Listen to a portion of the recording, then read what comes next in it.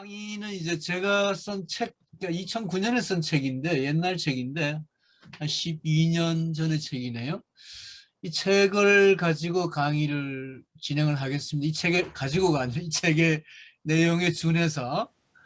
근데 2009년에 쓴 책이고, 또 그때 선생님들을 만나 뵌 적도 없고 해서, 지금 몇 분께서 말씀하신, 예를 들어 여러 선생님들이 관심 갖고 있는 인디안 어떤 그 서클, 그 인디안들의 어떤 대화 양식, 회의 양식, 이런 거에 대해서 제가 사실 잘 모르고 또 이 책에서도 거의 언급이 돼 있지 않습니다. 그래서 강의를 하면서 보충을 할 생각이고, 오늘은 뭐 제가 이 책을 쓰고 난 뒤에 한 10여 년, 특히 최근에 이제 인디안 관련된 몇 가지 이슈를 가지고 여러분들한테 말씀을 좀 드리면서 제가 제 쓴 책을 연결하는 그런 식으로 강의를 좀 진행할까 생각을 하고 있습니다. 제 목소리 잘 들립니까? 괜찮습니까? 어, 방금 제가 이 뉴스를 들었는데요. 아마 그 여러분 혹시 뉴스 오늘 아침 뉴스를 보신지 모르겠습니다만은 WHO에서 세계보건기구에서 선진국들에게 대해 9월 30일까지 백신을 접종을 하고 9월 30일로 일단 중단시켜 달라 이렇게 요청을 했는데 미국이 즉각 중단 못한다. 미국은 계속 그 백신을 접종할 것이다. 이렇게 답을 했다라고 뉴스가 나왔습니다. 선생님들 다 보셨습니까? 뭐 아시다시피 지금 백신 불평등, 이 코로나 불평등도 사실 문제죠. 이 뭐 코로나19 자체가 선진국보다 후진국에게 훨씬 더 가혹하고, 반면에 그 코로나를 예방할 수 있는 백신은 선진국에서 거의 독점을 하고 있는 형편입니다. 그래서 후진국 사람들이 훨씬 더 많이 죽어가고 있습니다.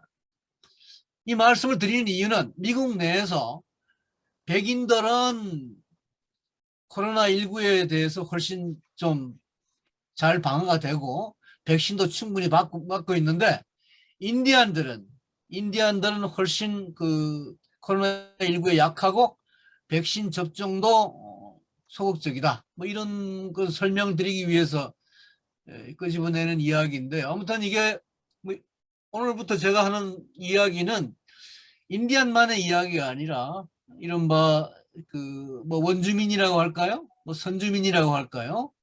이른바 백인 중심의 소위 문화, 뭐 문명국이나 문명족이라고, 뭐 요새는 대한민국도 포함이 된다는 걸 그럽니다. 우리나라도 뭐 10위권의 경제 대국이고 선진국이고, 지금 한국도 백신 불평등의 중요한 나라죠.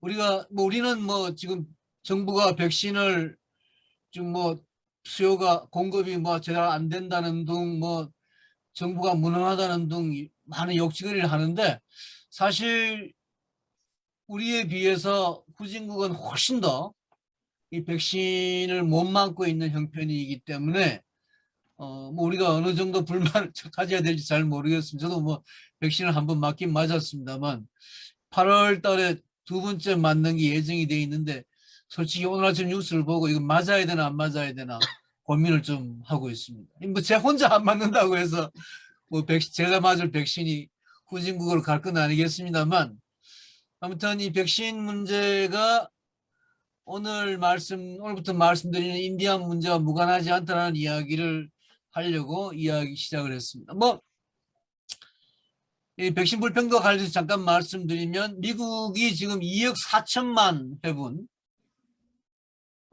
근데 세계 대부분의 빈곤국, 거의 뭐 한 180개국, 지금 세계 한 200개국 정도 뭐 전후의 나라가 있다고 합니다. 근데 뭐 우리가 흔히 선진국이라고 얘기하는 건 20개국, 뭐 G20 뭐 이런 식으로 이야기를 하죠. 전체, 그러니까 요새 뭐 그런 이야기 하고 있지 않습니까? 국내에서도 우리나라에서도 뭐 10%의 뭐 가진 자와 90%의 갖지 못한 자, 뭐 전 세계적으로도 마찬가지인 거죠. 10%의 가진 나라와 90%의 갖지 못한 나라. 우린 다행히도 10%에 가진 나라에 속하긴 합니다만, 아무튼 미국이 지금까지 2억 4천만 회분의 백신을 확보한 반면에 나머지 90개국은 다 합쳐도 2억 4천만 회분의 백신을 갖지 못하고 있다는 뭐 이런 통계가 최근에 나오고 있습니다.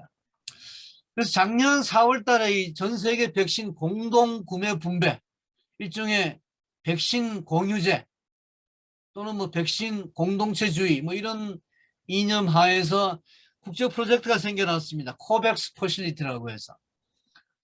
우리나라는 다행히도 이 코백스 협조안 몇 안 되는 부유국 중에 하나라는 이야기가 있어서 조금은 뭐 안심이 됩니다만, 대부분 한 20개국 중에 뭐 미국이나 뭐 이런 나라들은 돈만 내고 실제로 이 퍼실리티를 실제적으로 이렇게 뭐 참여하는 그런 수준은 아닌 것 같습니다. 뭐 그런 점에서 우리는 한국이 최근에 이 백신 문제와 관련돼서 국제적인 어떤 협조에 상당히 적극적인 것 점에 대해서만큼은 다행이라고 생각이 됩니다.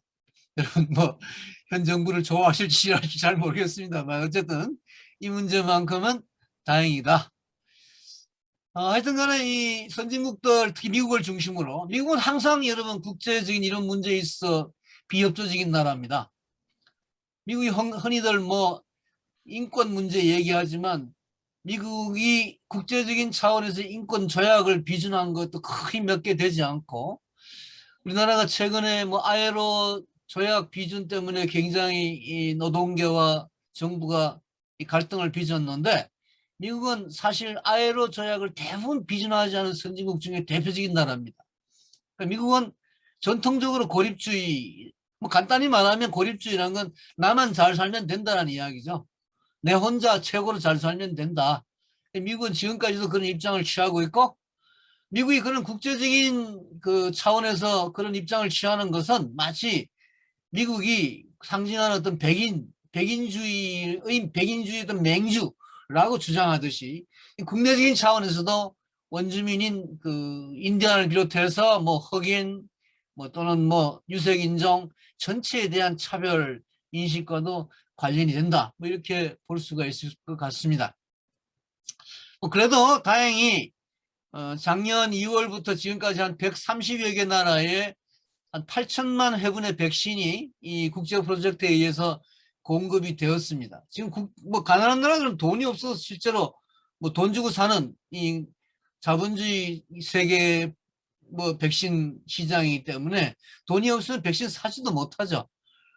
다행히 이런 프로젝트에 의해 가지고 조금이나마 공급이 되고 있는 건 다행이고, 아무튼 그 저소득 국가 35개 지금 최저소득 국가인데요. 코로나 백신을 뭐 전부 다 전 국민에 대한 지원은 아니고 아주 소수 비율이나마 지금 공급을 하고 있어 다행이다라는 생각을 하게 됩니다.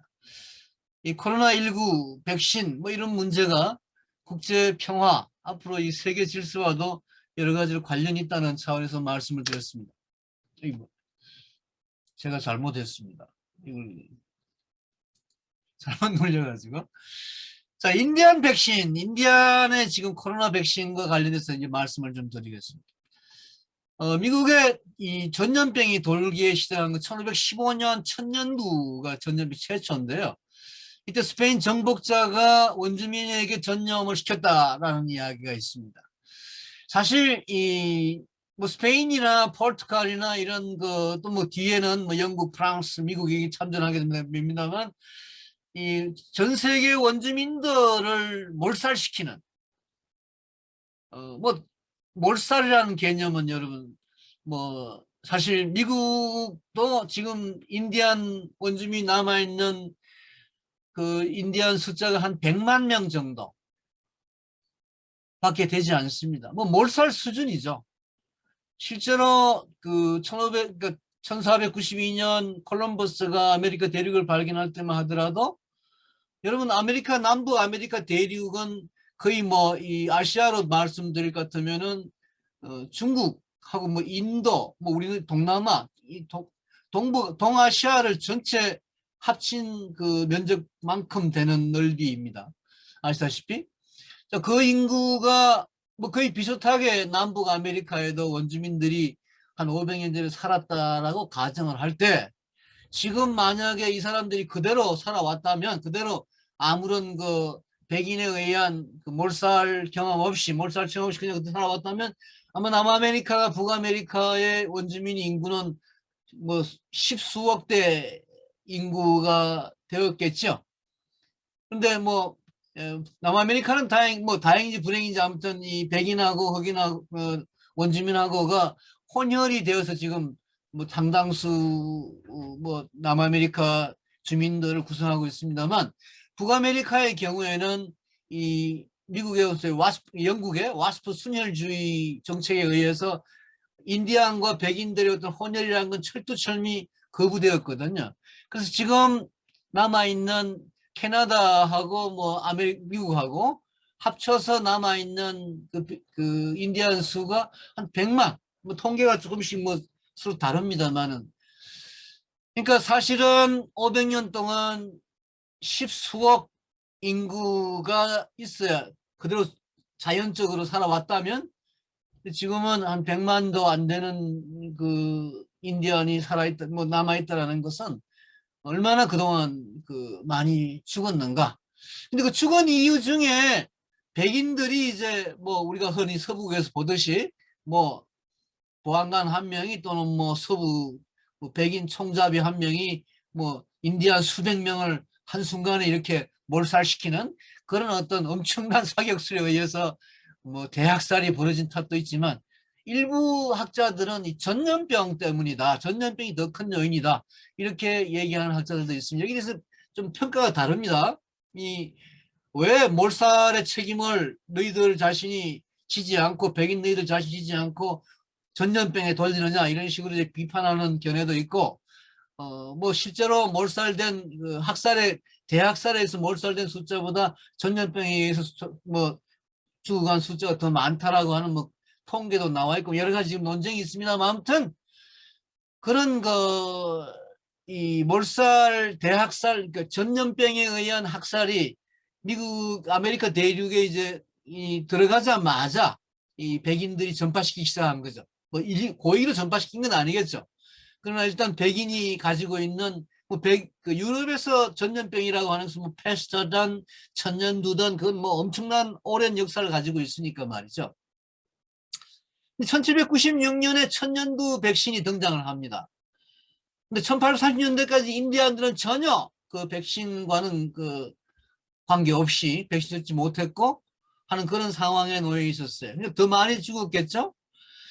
지금 작년 올해 경우입니다만은 소득 수준이 낮은 원주민이면 나바오족, 뭐 제일 좀 인디안 족 중에서 제일 인구도 많은 족 중에 하나인데 가장 가난합니다. 작년 5월 미국에서 코로나19 감염률이 가장 높았습니다. 지역적으로 보면. 그러니까 백인들이 사는 데보다도 이 뭐 유색인종, 뭐 이 남미 쪽이나 이런 유색인종이 사는 집단이 더 코로나19 이 감염률이 높고 그 다음 이제 더 높은 데가 뭐 흑인, 그 다음 이 원주민, 인디안 지역이라는 거죠. 그러니까 코로나19 때문에 인디안들이 훨씬 더 많이 백인들보다는 훨씬 더 높은 비율로 죽어가고 있다. 희생자 급증했던 뉴욕주보다 훨씬 더 많았다라는 보도가 있습니다. 여러분 지난 시간에 제가 말씀드렸던 팔레스타인 경우에 이스라엘도 올 1월 달이죠. 이스라엘이 지금 세계에서 가장 높은 백신 접종률을 자랑하는 선진국 중에 선진국인데요. 미국, 영국 다음이 이스라엘이죠. 근데 이스라엘이 500만 팔레스타인 사람들에 대해서는 백신 제공을 거부를 했습니다. 이게 이스라엘이죠. 근데 이스라엘 자신은 세계 최고의 백신 접종률을 자랑하면서 같은 이스라엘 땅에 살고 있는 500만 팔레스타인 사람들에게는 접종을 거부했습니다. 근데 올 6월 19일에 지난달이죠. 한 달 반 전이네요. 이스라엘이 유통기한이 얼마 남지 않은 신종 코로나 바이러스 감염증 코로나19에 대한 백신을 팔레스타인에 제공하겠다라고 했다가 팔레스타인이 거부를 했습니다. 근데 공교롭게도 그 거부당한 유효기간이 곧 끝나는 백신이 한국에 왔어요. 거의 한 7, 80만 회분. 혹시 여러분 중에 그 백신을 맞으신 분이 계실지 모르겠습니다. 아, 뭐 좀 너무 심각한 이야기를 해서 영화 이야기로 가겠습니다. 우리 김민남 선생님이 이 강의를 준비하시면서 몇 편의 서부 영화, 인디안이 나오는 서부 영화를 보면 좋지 않겠느냐라고 추천을 해주셔서 대단히 고맙습니다. 근데 사실 그 뭐 우리가 흔히 이거 김민환 선생님 추천하신 영화 중에 솔즈 브루가 있는데 1970년 영화, 그다음에 또 뭐 리틀 빅맨이라든가 여러 영화가 있는데 이거를 흔히 이제 그 전에 1970년 이전에 소위 서부극과 이제 구별해서 수정주의 서부극 이렇게 부르면서 이 1970년 이후에 솔즈 브루로 대표되는 이 영화들은 인디안에 대해서 대단히 호의적이고 인디안을 긍정적으로 다루었다. 그 전에 서부극에서 인디안들을 대단히 그 부정적으로 악의적으로 다룬 것에 비해서 좀 이렇게 차별이 된다라는 식으로 영화사에서는 얘기를 하고 있습니다. 우리나라에서도 뭐 그런 식으로 얘기를 하는 뭐 책들도 있고 영화 또는 미국 관련 뭐 책이나 영화 관련 책에서 그렇게 얘기를 하고 있는데 제가 보기에는 그놈이에요. 그러니까 이 지금까지 미국에서 나온 인디안을 이 뭐 주인공으로 한 뭐 인디안 주인공을 한 영화 거의 없습니다. 인디안이 나오는 영화는 대부분 백인이 주인공이죠. 백인 중심의 백인 시각의 이 서부극 중에 인디안을 그러니까 아주 그냥 극악의 악당으로 다룬 그런 다룬 영화들이 1970년 전의 영화들.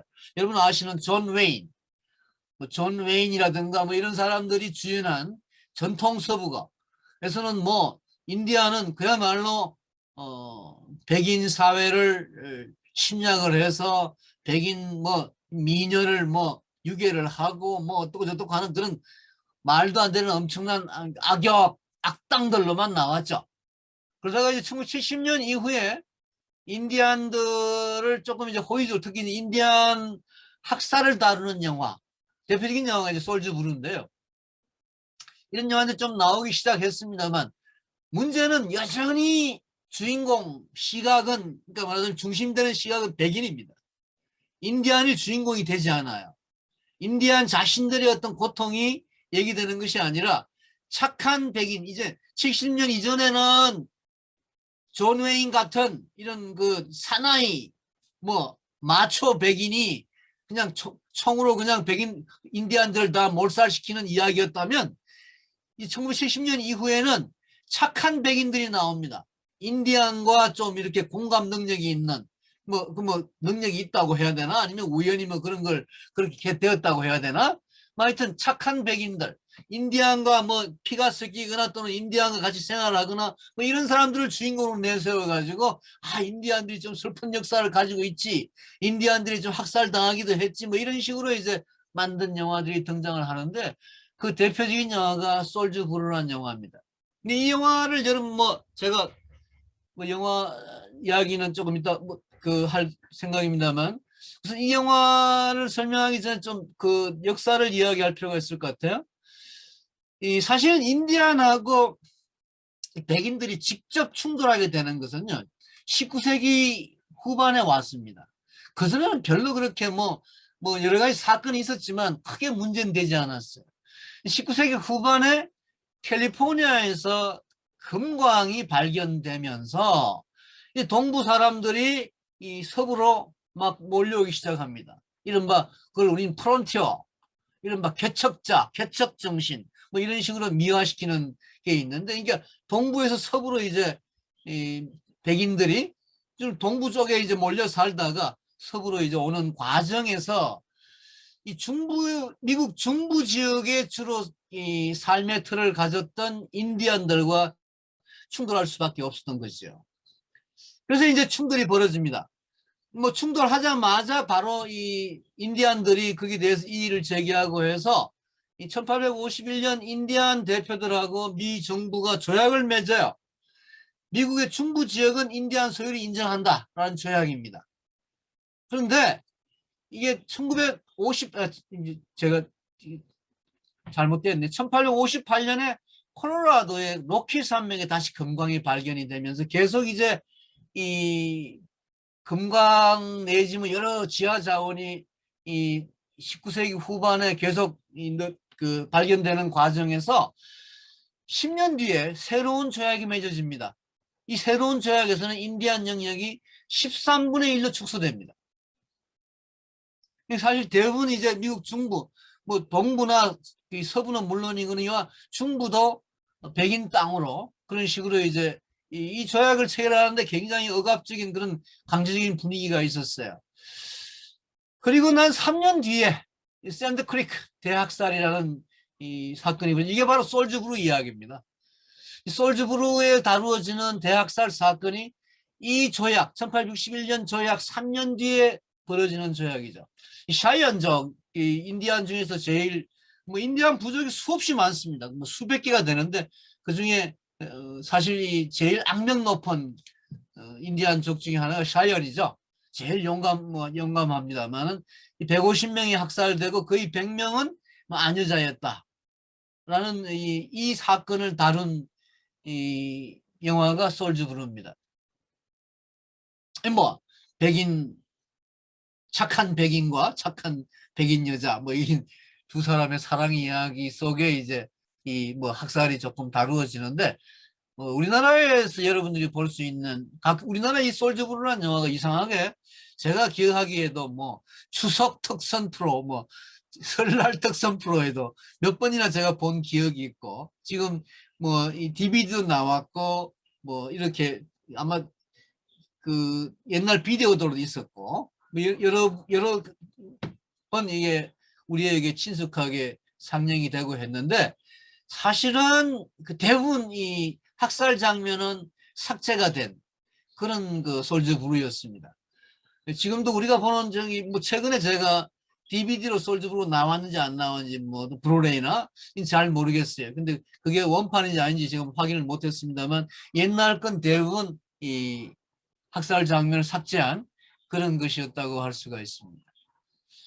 근데 여기 이 샌드크리크 이 솔즈브루에 등장하는 이 미국 군인들 잠깐만요.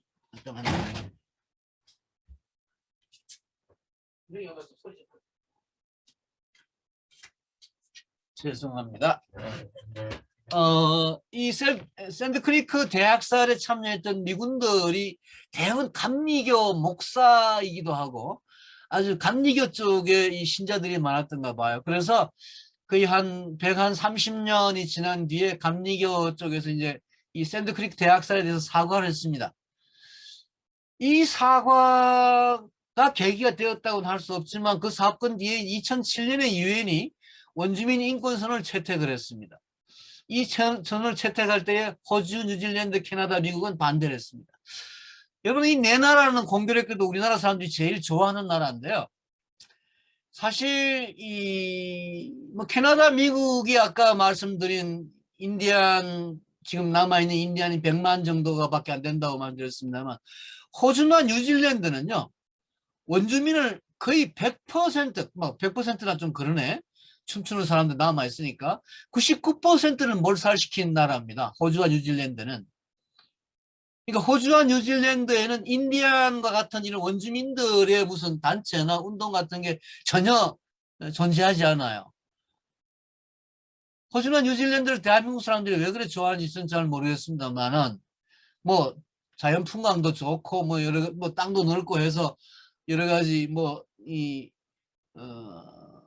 뭐 자연적이든 자연 친화적이다 뭐 이런 얘기를 하는데 그 자연 친화의 이면에 숨어 있는 비참한 역사를 본다면은 그야말로 호주, 뉴질랜드, 캐나다, 미국 이 네 나라는 인종차별로 인한 이 원주민 학살의 표본적인 나라고 캐나다, 미국은 그나마 100만 명이라도 살려뒀는데 호주나 뉴질랜드는 거의 뭐 지금 아마 뉴질랜드는 조금 다른데 호주는 뭐 남아있는 원주민이 몇만 명 정도밖에 되지 않는 그런 상황이라고 제가 알고 있습니다. 자, 뭐 이런 움직임 속에서 여러분 아시다시피 이제 그 뭐 19세기, 20세기 후반 특히 이제 뭐 세계 인권 선언이 나오고 또 원주민 자신들의 어떤 저항이 생겨나고 여러 가지 논의가 나오는 가운데 유엔이 이제 21세기에 들어와서 처음으로 원주민 인권 선언을 채택을 하고 미국에서도 2008년에 추수감사절 다음 날을 인디안 유산 기념일로 이 기념일로 정했죠. 그리고 2009년에 오바마 대통령이 당시 미국 원주민에 대한 사과 결의문이 포함된 법안에 서명을 합니다.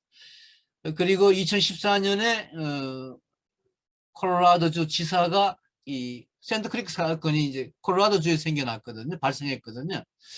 근데 사실 이 솔즈브루라는 영화가 1970년에 나온 배경에는 방금 말씀드린 이런 어떤 감리교 신자들을 중심으로 한 그 감리교 목사 뭐 이런 사람들이 학살의 주범이었다라고 하는 탓도 있었지만 미국이 그 당시 참전하고 있던 월남 전쟁, 베트남 전쟁에서 벌어진 수많은 학살들 중에 미라이 학살이라고 한 1968년 사건인데요. 이 미라이 학살이 공개되면서 미국의 엄청난 반베트남 전쟁, 반전 운동이 벌어진 것과 관련이 있었습니다. 이 베트남 전쟁에서 이런 미국 비판이 없었더라면 솔즈브루 같은 영화가 나왔을까? 솔즈브루라는 영화는 그런 미국의 베트남 전쟁에서의 그 학살을 우회적으로 비판하는 그런 영화였다고 말씀드릴 수 있습니다. 여러분 지금 뭐 며칠 전부터 서울에서 이 별들의 전쟁이라는 연극이 지금 상연이 되고 있는데 우리나라 최초로 제가 알기로 뭐 영화, 연극 뭐 이런 대중매체 연예 에서 처음으로 이 한국군에 의한 베트남 민간인 학살을 다룬 연극이에요. 아직 영화는 나오지 않았습니다.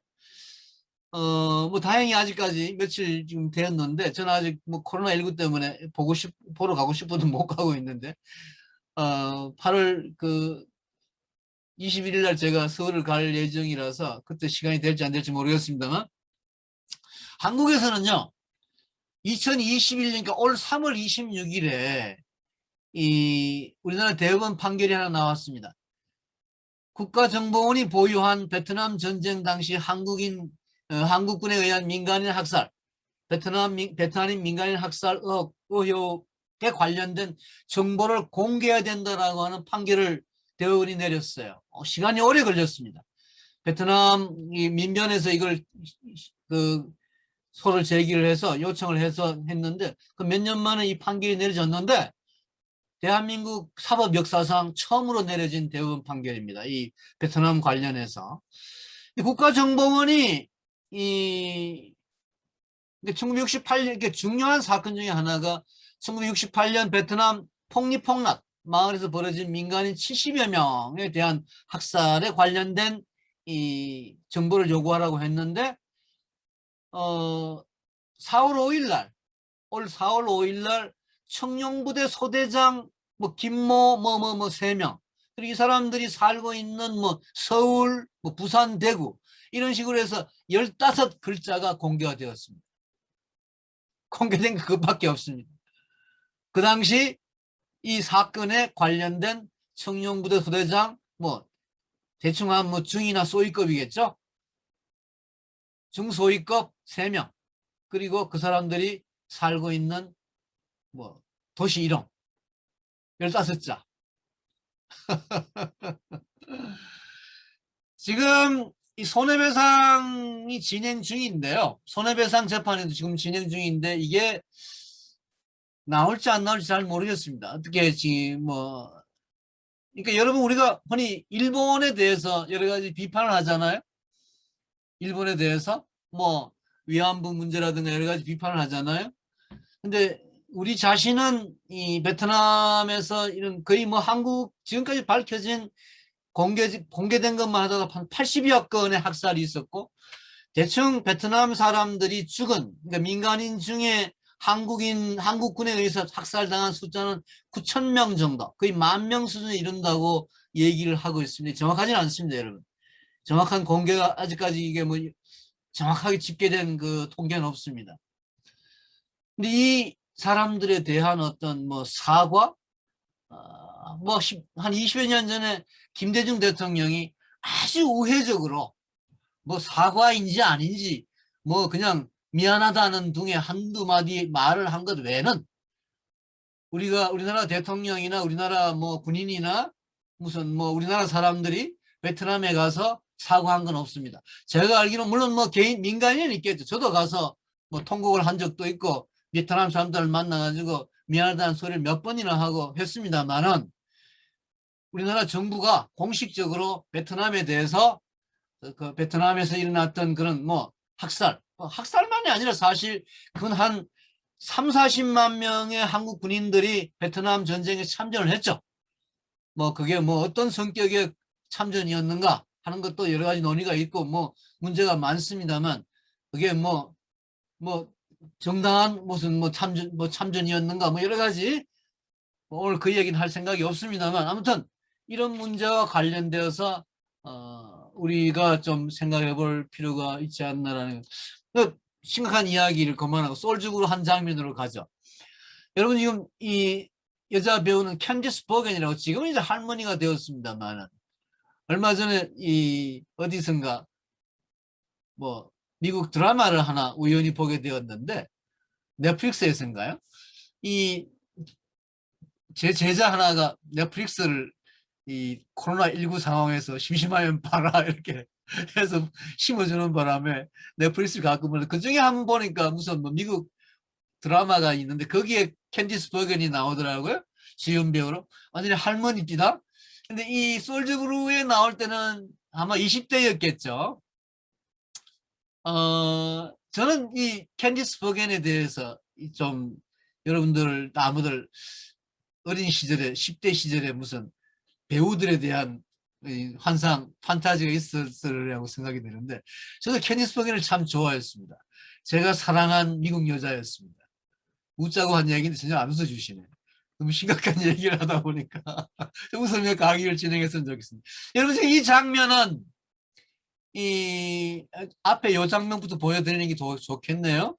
이 지금 뭐 그 인디안 주거를 태우고 이 강간하려고 여자를 데리고 가는 그런 장면이고 앞에 이 장면은 이제 다 불타고 난 뒤에 인디안 애를 데리고 바라보고 있는 캔디스 버건의 모습입니다. 이 사실은 여러분 미라이 사건, 아까 말씀드린 1968년에 베트남에서 벌어진 미라이 학살 사진입니다. 이 비슷한 영화가 참 많아요. 이 김민아 선생님이 올려준 그 목록 중에 리틀 빅맨, 작은 그인이라는 영화도 있었습니다. 더스틴 호프맨이 나오는 영화였는데요. 저는 이 영화는 썩 좋아하진 않아요. 뭐 오늘 이 영화에 대해 설명할 건 없습니다만 아무튼 이 인디안과의 백인 혼혈인 더스틴 호프맨이 리틀 빅맨이 이 인디안과 뭐 백인 사회를 왔다 갔다 하면서 살아가는 기구한 인생을 보여주는 영화인데 좀 제가 보기에는 좀 솔즈브루보다는 좀 못한 그런 영화가 아닌가 하는 생각이 들기도 하고요. 뭐 제가 말씀드린 영화평은 여러분 관심 두지 마시고 언젠가 시간 있으면 보시기 바랍니다. 그나저나 그 뒤에 만든 솔즈브루 이후에 나온 영화 중에 제일 그나마 괜찮은 영화는 늑대와 추몰이라고 하는 이 케빈 코스트너 나온 영화 아니었나라고 생각이 됩니다. 이 영화의 한 부분 아까 김민환 선생님이 그 낭독을 하셨습니다만 늑대와 추몰 수족 기도문이 이 영화에 나오기 때문에 한번 낭독을 해보겠습니다. 수족의 기도문입니다. 이 늑대와 춤을 나오는 이제 인디안 부족이 수족인데요. 내 두 눈이 오래도록 석양의 노을을 바라보게 하소서. 당신이 모든 나뭇잎, 모든 돌틈에 감춰둔 교훈을 내가 깨닫게 하소서. 다른 형제들보다 내가 더 위대해지기 위해서가 아니라 가장 큰 적인 나 자신과 싸울 수 있도록 내게 힘을 주소서. 저 노을이 지듯이 내 목숨이 다할 때 내 혼이 부끄럼 없이 당신 품 안으로 돌아갈 수 있도록 나를 이끌어 주소서. 전 이 인디안들의 기도문은 대단히 감동적이에요. 이 수족만이 아니라 제가 요새 특히 이 시골에 살면서 한 20년째 제일 이 하루 중에서 이 감동적인 시간이 새벽에 해 뜰 때와 저녁에 해질 때입니다. 새벽 노을, 저녁 노을을 바라볼 때인데 항상 이 수족의 기도문을 이 생각을 하면서 저 자신을 좀 이렇게 뭐라 할까요? 뭐 반성한다고 할까요? 뭐 그러는데 이 넉대와 추멀에도 이 수족의 기도문이 나옵니다. 여러분 이 보시면 뭐 이 인디안들의 어떤 여러 가지 뭐 기도라든가 뭐 시라든가 노래라든가 이야기라든가 뭐 전설이라든가 이런 것들 우리나라에 몇 권이나 책이 나와 있습니다. 다들 참 좋아요. 뭐 인디안 문화와 이 백인 문화를 단적으로 구별하는 그 차이점이라면 백인은 자연을 정복한다라고 하는 생각을 가지는 반면에 인디아는 자연과 함께 자연과 공존, 자연과 공생한다라고 하는 생각을 가지고 있다는 차이죠. 이 자연에 대한 관점이 제일 다른 것 같습니다. 그래서 이른바 생태, 뭐 에콜로지 뭐 이런 문제가 요새 논의가 되고 있는데 뭐 코로나19도 그런 어떤 문제점 때문에 생겼다고들 사람들이 다들 저도 뭐 그런 생각을 하고 있는데 인디안들의 이런 기도문이나 인디안들의 삶의 이런 그 기록들을 들어보면 정말 그 앞으로 우리가 살아갈 거의 뭐 유일한 길의 지표가 될 만한 이야기가 아닌가라는 생각을 저는 가끔 합니다. 아무튼 아까 잠깐 언급했습니다만 인디안들은 그 북아메리카 전체 인구 중에서 가장 가난하고 실업률 가장 높고 취업을 해도 급여 수준이 가장 낮으며 교육 수준이 가장 낮습니다. 모든 게 가장입니다. 그 결과 영양실조, 당뇨병, 결핵, 유아 사망률, 전염병 발생률이 가장 높습니다. 1980년에 보호구역, 리저베이션이라고 그러죠. 인디안 리저베이션이라고 그러죠. 보호구역에 사는 토착민 남성의 평균 기대수명은 44.6세, 여성은 뭐 47세 정도 됐다고 통계가 나오고 있습니다. 여러분 우리가 흔히 일본은 일제시대 우리들을 침략한 거에 대해서 사과를 하지 않는데 독일은 사과를 한다.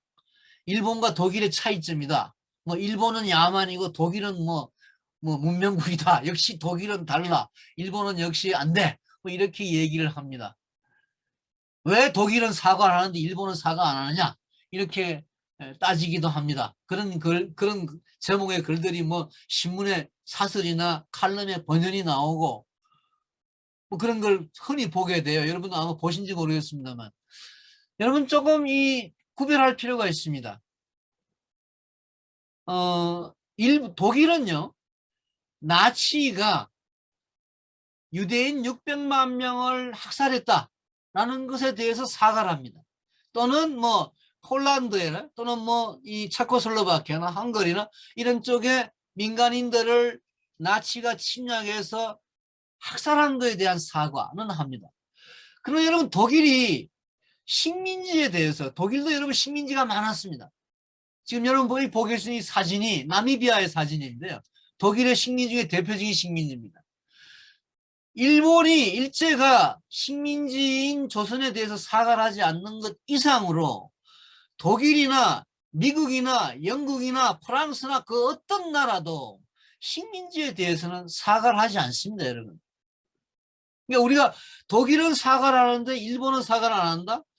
독일은 과거에 대해서 과거 정리, 과거에 대한 반성을 하는데 일본은 과거를 반성하지 않는다라는 식의 비교는 굉장히 좀 제가 여러분 일본을 두둔한다거나 일본을 무슨 미워한다거나라고 오해하지 마시기 절대 부탁을 드립니다. 차원이 다르다는 이야기를 말씀드리기 위해서 얘기를 하는 거예요. 사실은 여러분 이탈리아가 사실 뭐 유럽 국가 중에서는 가장 식민지 숫자가 적었던 나라가 이탈리아인데요. 이탈리아가 식민지 지배를 했던 리비아에 대해서 2008년에 와가지고 보상 명목에 투자를 했습니다. 보상 명목의 투자.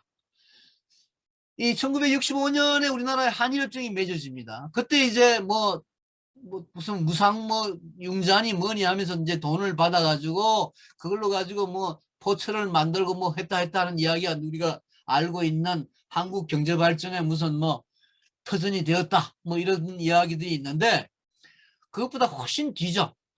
21세기에 와서 이탈리아가 리비아에 보상용 투자를 하고 난 뒤에 2013년에 영국이 1950년대에 케냐에서 수백 명을 죽인 학살에 대한 보상을 했고, 똑같은 해 2013년에 넬란드가 인도네시아에서 있었던 그 네덜란드 군에 의한 인도네시아인 원주민 학살에 대해서 보상을 했습니다. 이게 여러분 지금 독일이 19세기 말에 나미비아를 지배할 때 나미비아 사람들을 이렇게 묶고 다녔던, 이 사람들이 이제 노동을 시키면서 이제 했던 좋은 사진인데요. 뭐 이 나미비아의 역사에 대해서는 여러분 나중에 지금 제가 쭉 좀 기록을 해놨으니까 혹시 참고될까 싶어서 여러분들이 참고하시기 바랍니다만, 여러분 사실 이 나미비아나 이 뭐 남아프리카나 또는 아프리카든 남미든 동남아시아든 인도네시아든 그러니까 제국주의의 어떤 그 식민지 국가들이 대부분 그 나라들을 지배하고 난 뒤에 1960년대 정도에서 이제 해방이 되죠. 1960년, 70년대 해방이 되는데, 그때부터 지금까지 서양 식민지였던 나라들에서는 그 서양 사람들이 대부분 남았습니다. 예를 들어 인도네시아에 지금 네덜란드 사람들을 포함해서 백인이나 이런 사람들이 수십만 명이 그대로 남아 있어요.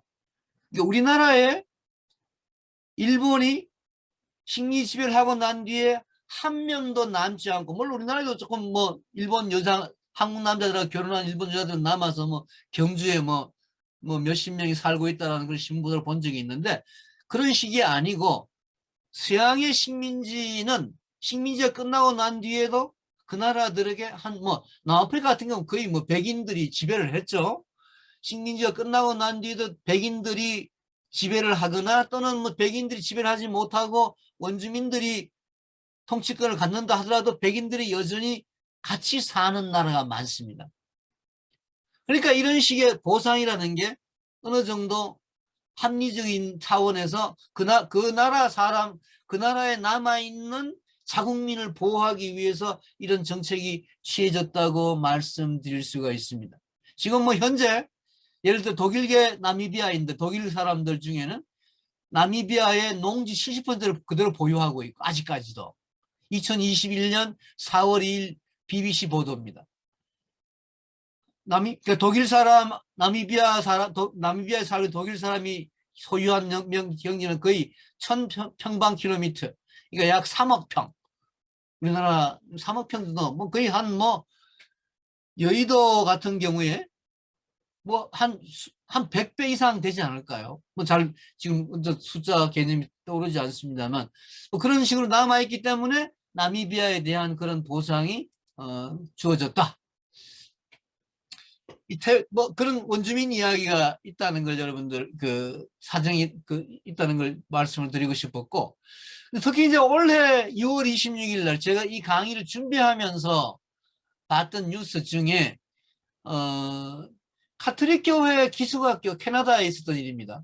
카톨릭 교회 기숙학교 부지에서 원주민 아동, 그러니까 원주민 인디안들인데 유해 총 1000구가 발견되어서 교황이 6월 달에 경악했다라고 이야기를. 그러니까 교황은 카톨릭 교회 기숙학교에서 벌어진 1000명의 학살이 증거가 나왔는데 이 교황이 사과를 하거나 유감을 표명을 안 했습니다. 지금 현재 이 프란체스코 교황은 아마 2000년 교황청 역사에서 가장 진보적인 교황이라고 제가 알고 있어요. 이 프란체스코 교황 이전에 이 교황들은 여기 이 강의를 들으신 분 중에 가톨릭 신자가 있을지 모르겠습니다만 그분들에겐 좀 죄송한 이야기가 될지 모르겠습니다만 이 교황이라는 사람들은 대부분 뭐 그런 원주민들 지배에 대해서 아주 철두철미한 냉혈한들이었어요. 아까 김민환 선생님이 추천한 영화 중에 미션이라는 영화가 있었는데 그 미션이라는 영화에도 보면 이 남미에서의 어떤 가톨릭 스페인, 포르투갈 군이 다 가톨릭 국가죠. 이 미션에서 그 벌어지는 원주민 학살과 관련되어서 사실 교황이 뭐 지시하거나 묵인했다고 해도 과언이 아닙니다.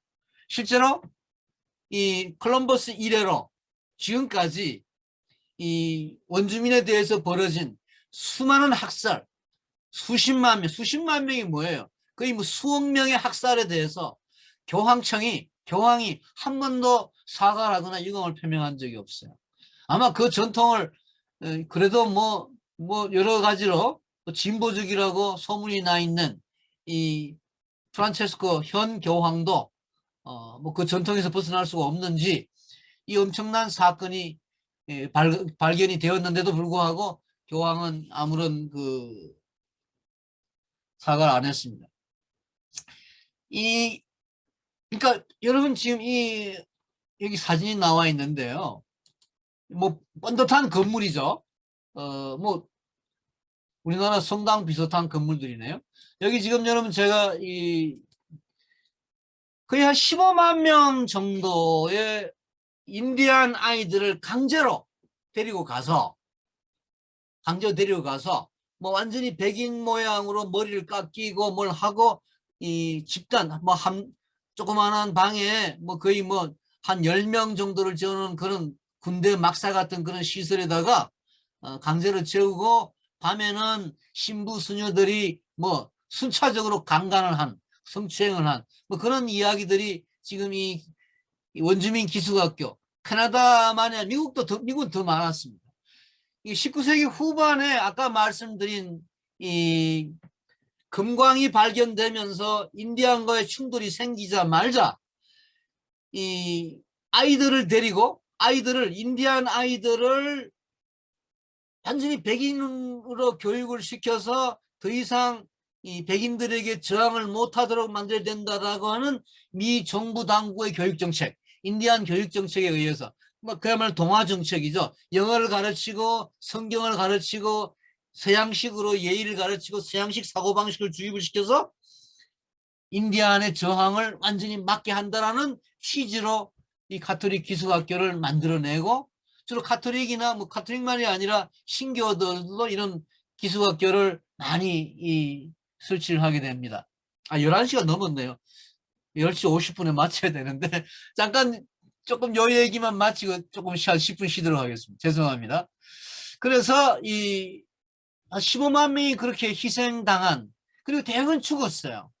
그러니까 말하자면 그 중에 한 그 학교의 시체가 발견이 되었다라는 이야기입니다.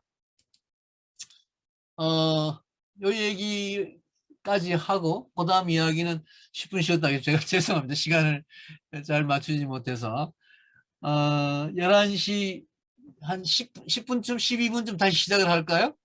네. 10분 쉬겠습니다. 추천하고 싶은 책이 있어요. 네, 다시 시작해 주세요, 선생님. 예, 추천하고 싶은 책이 있어 소개를 드리겠습니다. 그들이 온 이후 토착민이 쓴 인디안 절멸사라고 하는 책인데요.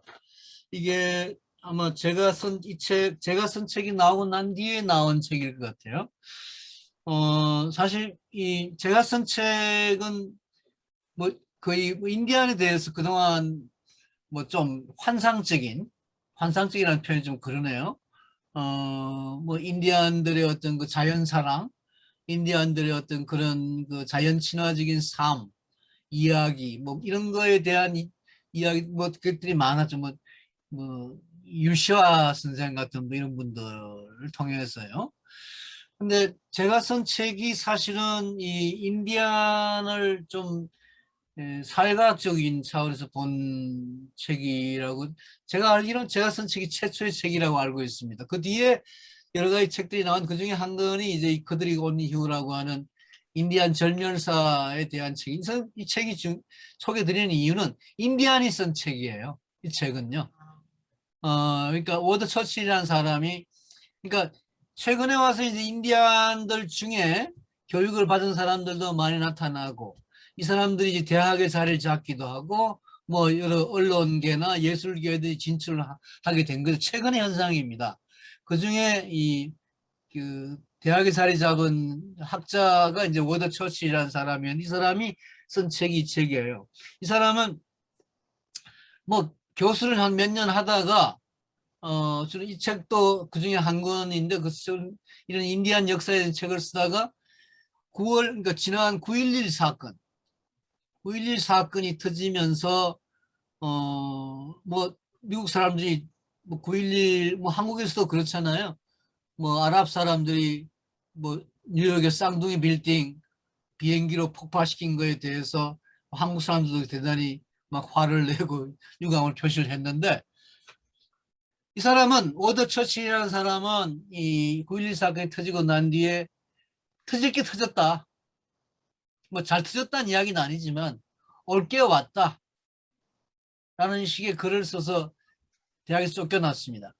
미국 대학도 만만한 데가 아니에요. 미국 대학이 뭐 우리나라 대학보다 뭐 나은 데가 아니고 그 글 썼다고 터질 게 터졌다. 미국이 이라크나 이란에 50만 명의 안여자들을 학살하지 않았느냐. 50만 명을 학살한 거에 비하면 9.11 때문에 뭐 몇천 명, 천몇백 명 죽은 거는 뭐 꼭 그렇게 비교한다면은 큰일도 아니다. 뭐 이런 식으로 9.11에 대해서 워드 처칠이 글을 썼다가 쫓겨났습니다. 지금까지도 이 사람 복직 못하고 있습니다. 그한 십몇 년째. 뭐 이런 사람이 쓴 책이에요. 혹시 여러분들 뭐 관심이 있으시면 읽어보시기 바랍니다. 뭐 지금까지 아까 시간에 제가 말씀드렸던 인디안 절멸에 대한 그 얘기를 쭉 담고 있어요. 책 서문은 뭐 이렇습니다. 13장으로 나눠져 있는데요. 예를 들어 1장이 이래요. 콜럼버스는 이탈리아인인가 스페인인인가 나치인가 아니면 유대인인가. 뭐 이 사람 결론은 콜럼버스나 히틀러나 그놈이다라는 겁니다. 그러니까 콜럼버스가 히틀러보다 못한 게 없다. 잘난 것도 없고 뭐 이런 식의 이제 아주 극단적인 그러니까 서구의 아메리카 침략에 대해서 비판을 하는 사람이죠. 1492년 콜럼버스를 이제 뭐 약탈자가 온 이후라고 이야기를 하면서 여러 그동안에 있었던 사건들 뭐 이런 것들을 쭉 얘기를 하고 있습니다. 혹시 뭐 여러분 관심 있으시면 한번 읽어보시기 바랍니다. 뭐 그 미국의 유명한 그 이른바 그 전통적인 의미의 인디안들을 쫓는 백인 그 기병대의 사진인데요. 이 미국 인디안 전쟁을 간단하게 말씀을 드리면은 그 아메리칸 인디안 워즈라고 그럽니다. 주로 이제 조지 워싱턴 그러니까 미국 대통령 초대 대통령도 인디안 말살 정책을 추진을 했죠. 그러니까 인디안들에게는 조지 워싱턴도 아주 나쁜 놈 중에 나쁜 놈이라고 할 수 있겠습니다. 그게 초토화 작전이었습니다. 워싱턴의 군대는 이로퀘이 연방, 이로퀘이라고 하는 이 연방이 그러니까 인디안들의 그 서클 이야기, 서클을 하시는 분들이 인디안들의 회의 방식 참조를 하시는데 그 회의 방식이 바로 이 이로퀘이에서 나와. 이로퀘이 연방에서. 그러니까 이 워싱턴이 그런 이로퀘이 사람들을 다 건절하라. 이른바 초토화 정책에 의해서 건절 정책을 초대 미국 대통령부터 시작을 했다라고 이야기할 수가 있습니다. 독립전쟁 이후 넓고 싼 땅을 요구하던 백인 정착민이 서진하게 되면 인디안이 저항을 하고 건절시키는 미국 정부와 인디안 방정이 벌어졌다. 그러면 이제 전쟁을 하고 난 뒤에 인디안들이 패배를 하면은 이른바 리저베이션, 유보지에, 보류지에, 뭐 유보지라고 번역하기도 보유지라고 번역하기도 하는데 그쪽에 갇혀버리게 됩니다. 지금도 가면 뭐 특히 미국 남부 쪽에 가면은 철조망으로 이 보류지에서 못 떠나게끔 그렇게 미국 남부를 여행해 보시면 아시게 되는데요. 뭐 흔히 보게 되죠. 뭐 콜럼버스가 이 타이노족을 몰살시키는 역사 이 숫자하고 뭐 1,500만 명, 대체로 콜럼버스 도착하고 난 뒤 1,500만 명이 학살되었는데 이게 나치가 유대인을 포함해서 나치가 학살시킨 숫자하고 거의 같다. 뭐 이렇게 이 처칠 교수가 밝히고 있습니다. 뭐그 책에 나오는 사진 중에 하나인데요. 그 뒤에 이제 최근에 와서 이 미국이 그런 어떤 그 정책을 쭉 펴면서 어떻게 그 대응해 왔는가 하는 문제를 지금 미국이 등장한 이후로요. 뭐 1903년 인디안들이 완전히 분쇄가 됩니다. 그리고 토착민과 그 371건의 협정을 체결하고 난 뒤에 권리와 토지에 대해서 뭐 어느 정도 인정한다 이런 식으로 했는데 거의 지켜진 건 없고 1950년대에는 이른바 종결법령 토지에 기반하여서 살 토착민들의 결집을 분산시키고 차단하는 의도에서 만들어진 것이고 뭐 디아스포라는 말을 하지 않습니까? 이산 뭐 팔레스타인도 마찬가지지만 1990년대에는 미국 내 토착민의 절반의 88만 명 정도가 도시 빈민 지역으로 흩어져 살게. 이거 말하면 여러 도시로 인디안들을 분산시킨 거죠. 토착민 절멸 프로그램을 살펴보면 토착민 여성에 대한 비자발적 불임 시술, 토착민 아동에 대한 비토착민 가정으로 입양 같은 인종 말살에 준하는 방법이 동원이 되었고 이러한 정책의 시행으로 토착민들의 절망과 분노, 좌절의 나락이 끊임없이 이어졌다는 이야기입니다. 1500년대에 1500만 명 정도의 북미 토착민의 인구가 있었다 그래요. 근데 500년 정착의 세월에는 지금 150만 명. 이 통계에 대해서 조금 여러 가지, 이건 이제 공식 통계의 숫자인데요. 미국 정부 공식적인 통계 발표한 것도 150만 명 정도입니다. 자, 그래서 최근에 와서 이제 인디안 청구권위원회, 인디안들이 자신들의 어떤 토지, 뭐 인디안들이 뭐 무장투쟁도 하고 여러 가지 자기들이 저항을 했죠. 2차 세계대전을 계기로 해가지고 그런 저항이 벌어졌습니다. 그래서 이 인디안 청구권위원회, 인디안 클레임즈 커미션이라고 준사법성에 설치가 되어서 78년까지, 1978년까지 수백 건의 부당함에 대한 청구가 쏟아졌지만은 뭐 결과는 별 것이 없는 이런 이제 무력 투쟁이 안 되니까 이 법적인 투쟁을 인디안들이 하고 있습니다만은 뭐 그게 이제 인디안 청구권위원회라는 것인데 큰 소득은 없다, 큰 결과는 없다라고 볼 수가 있습니다. 아메리칸 인디안 운동이 1970년대에 AIM, 아메리칸 인디안 무브먼트라는 게 시작이 되었습니다. 유엔에 거점을 두고서 이 이른바 좀 자기 나름대로의 저항 운동을 벌이고 있는데 그래서 이 아까 워드 교수 같은 사람들이 이제 소위 토착민주의, 인디젠티즘이라고 하는 이런 그 철학으로 나름대로 어떤 그 토착민들의 어떤 권리 인권 신장을 위해서 노력하고 있는 뭐 그런 이야기가 그 책에 쭉 쓰여져 있습니다.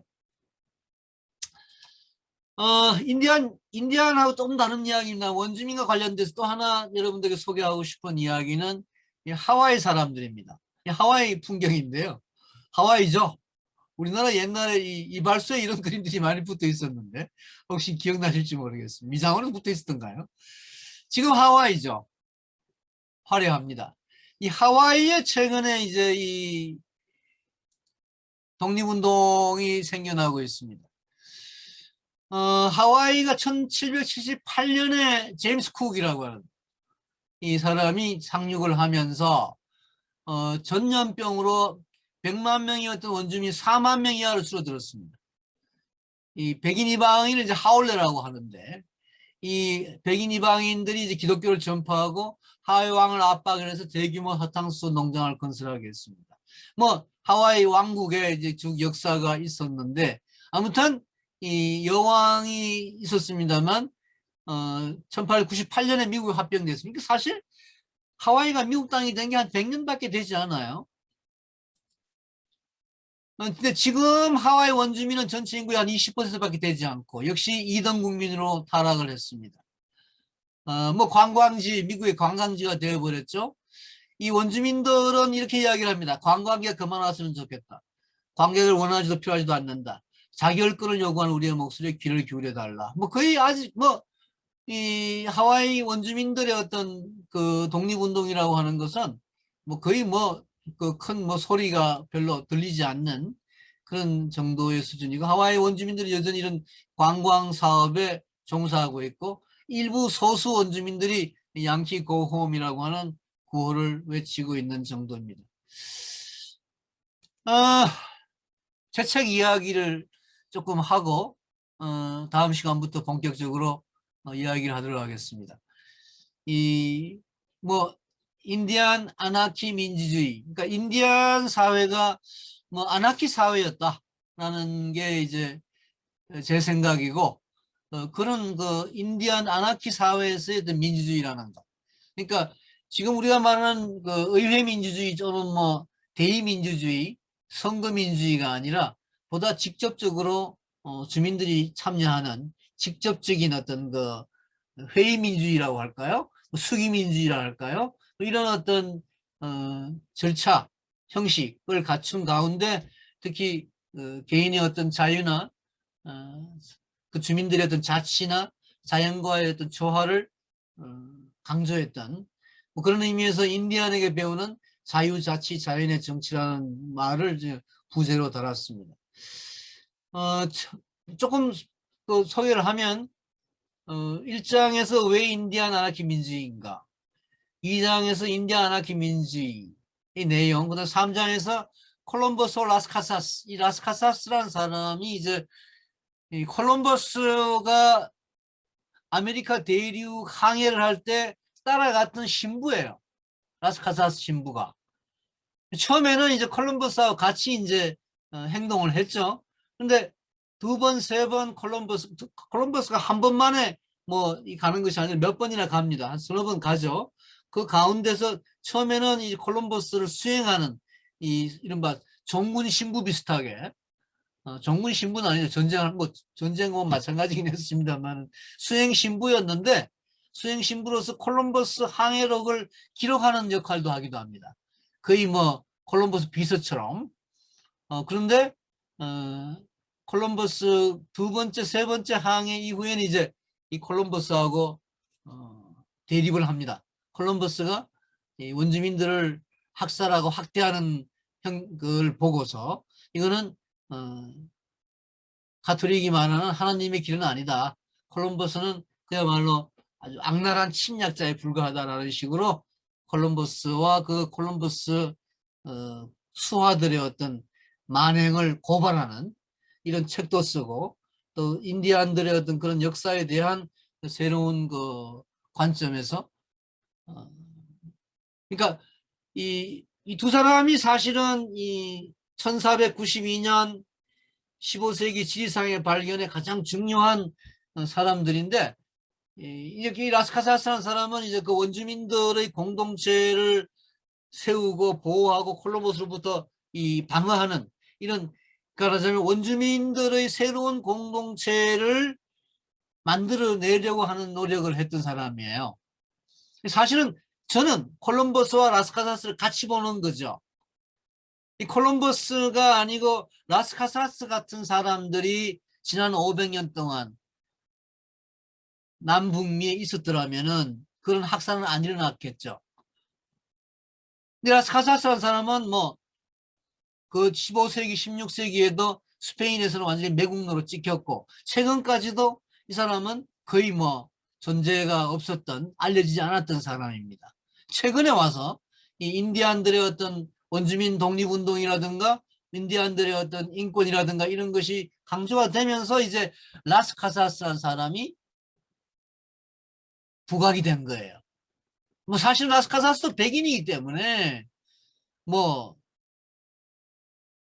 따진다면 원주민은 아니었죠. 그래서 문제가 전혀 없는 건 아닙니다만 어쨌든 지난 그 500년 전에 콜럼버스에 대립되어서 심야하게 인디안 몰살에 반대한 또 그 사람들의 인권 신장을 위해서 노력한 가톨릭 신부 한 사람이 있었다.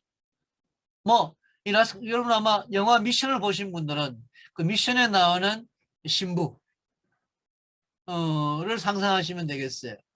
미션에 나오는 피 부는 신부만큼 낭만적이진 않습니다만은 라스 카사스가 원주민들의 인권을 위해서 노력을 했던 사람이었습니다.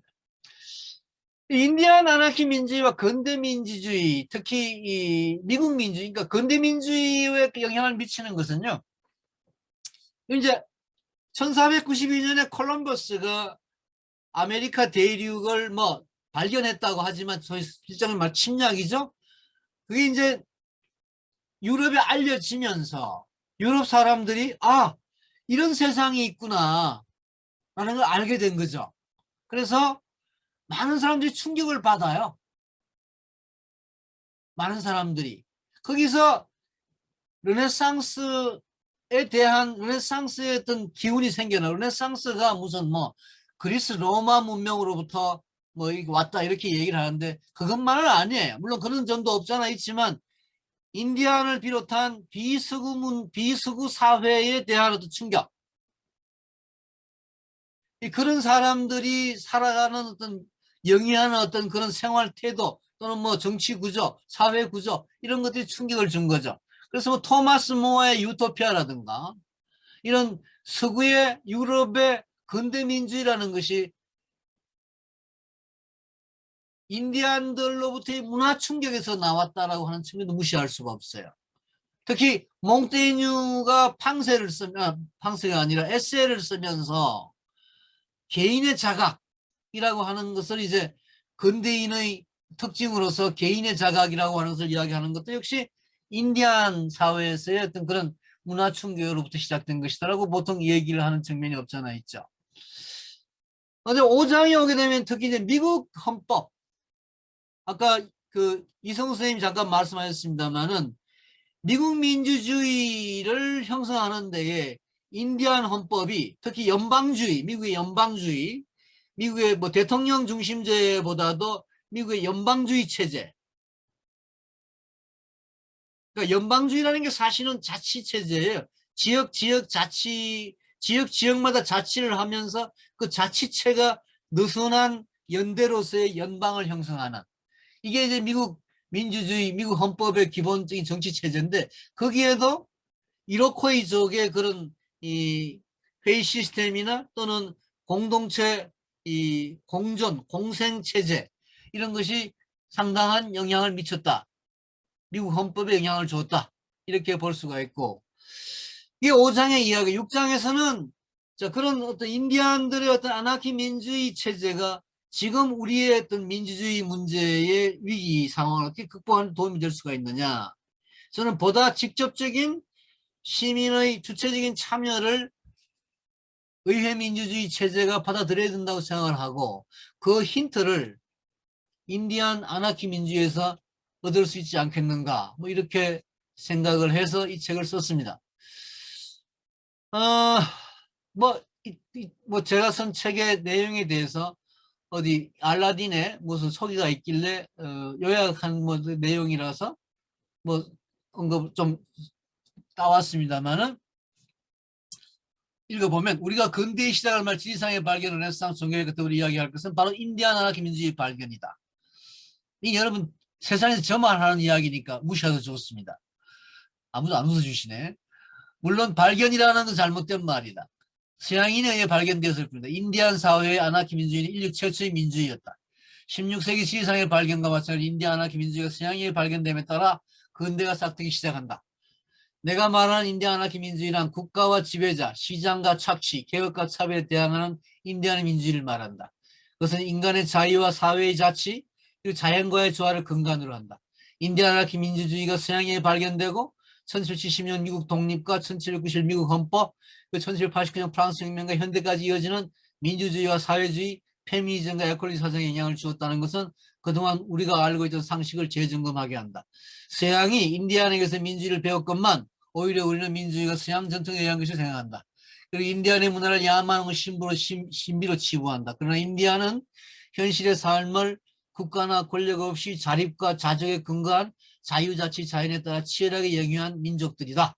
뭐 이 요약이 제가 쓴 책의 내용이고 앞으로 여러분들에게 강의할 내용이라고 말씀드릴 수가 있습니다. 이건 그 책에 나오는 제 인터뷰의 뭐 일부인데요. 뭐 여러분들 여기 쭉 뭐 소개가 되어 있으니까 제가 이 책을 쓰게 된 동기가 뭐 90년에 미국에서 유학을 할 때였고 그 뒤에 쭉 이런 문제에 관심을 가졌다가 이 책을 쓰게 되었다.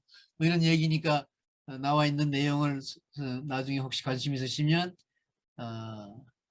참고를 하시고 하나 더 소개를 드리면 제가 지금 한 2년째 한겨레 신문에 박홍기 이달아 읽기라고 하는 연재를 하고 있는데요. 지난 5월 8일자에 쓴 42번째 이단화가 존 모호크라는 인디안이었습니다. 인디안 부종임금의 추장 겸 학자로서 분쟁 조정 전통문화 부활을 이끌어서 롱하우스 합의, 이게 이제 아마 여러분들이 관심을 갖는 서클에서의 어떤 그 회의 형태일 거예요. 롱하우스 합의라는 게. 이게 사실 현대 평화 이론의 모델이 되고 있다라고 하는 평가를 받고 있습니다. 그 연재 첫 부분하고 마지막 부분을 제가 소개를 했는데, 이 사람이 쓴 책 중에 이 평화로 전환한 전사들, 이 호데노소니 전사들이 평화 조정을 위해 살육을 중지한 얘기를 이야기하면서 미국의 테러 전쟁을 비판한 부분이 있어가지고 제가 신문에 쓴 그 인용한 부분을 읽으면서 오늘 이야기를 마칠까 합니다. 당신은 적이 인간이라는 걸 인정해야만 적과 평화를 이룰 힘이 있다. 그들이 살고 싶어하고 자녀들이 살기를 원하는 이성 존재임을 인정하는 것은 그들에게 말할 수 있는 능력을 부여함으로써 당신의 힘을 강화시킨다. 그들이 인간이 아니라고 생각한다면 당신은 그 능력을 갖지 못하고 평화를 가져오기 위해 소통해야 하는 사람들과 소통할 자신의 힘을 파괴할 것이다. 현대적 사고로 우리는 테러리스트와 협상하지 않는다고 말하면 자신의 힘을 빼앗는 것이다. 그들과 협상해야 한다. 그들은 당신을 죽이려고 하는 사람들이지만 그들과 협상하려면 그들이 인간이라는 것을 인정해야 한다. 이 사람이 이제 그 모호크가 한 이야기인데 굉장히 감동적인 얘기라고 생각합니다. 피해의 불화를 멈출 희망을 가지려면 당신은 그들의 인간성을 다루어야 한다. 따라서 처음부터 끝까지 협상은 모든 면에서 사람들이 손실을 입었고 그들의 손실이 충격적이라는 사실을 인정하는 것을 시작한다. 정의는 영국과 유럽 역사에 매우 위험한 단어다. 그러나 호데노소니의 정의는 우리 모두가 어떤 것들이 옳고 바르고 긍정적인 동의한다는 것을 뜻한다. 우리 모두가 동의하는 목록은 길지 않을 수도 있지만 그 위에 쌓아 나가야 할 것이다. 호데노소니 평화의 법칙은 인간관계가 정적인 것이 아니라 항상 미완성인 것처럼 평화가 정적인 조건으로는 달성될 수 없다고 가정한다. 제가 준비한 이 사람이 모호크라는 사람입니다. 얼마 전에 죽었습니다. 제 강의는 이걸로 마치겠습니다. 지금 한